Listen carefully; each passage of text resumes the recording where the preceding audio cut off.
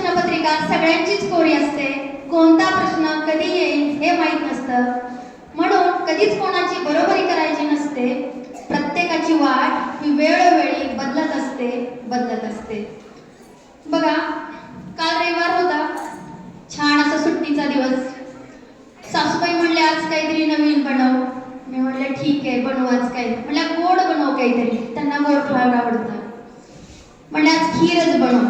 मस्तपैकी दूध खीर बनवली आणि टेस्ट करायला नेऊन दिली. सोफ्यावर बसल्या होत्या. म्हणलं हे घ्या. म्हणलं अगं तू सगळं टाकलं, यात केसर टाकायचं राहून गेलं तुझ्याकडून. म्हणलं अरे यार विसरलेच मी.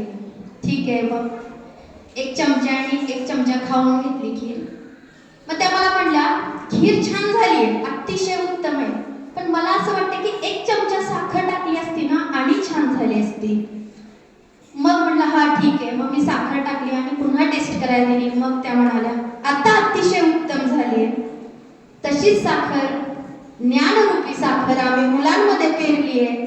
ती साखर मुलांमध्ये किती घोळवली, त्यांच्यात किती गोडवा आलाय का आणखी आमच्याकडून साखर टाकायची राहून गेली आहे, हे आम्हाला इथे बसलेल्या पालक प्रतिनिधींनी सांगावं. त्यानुसार आम्ही साखर कमी जास्त करू, वेळोवेळी केसरही टाकत जाऊ.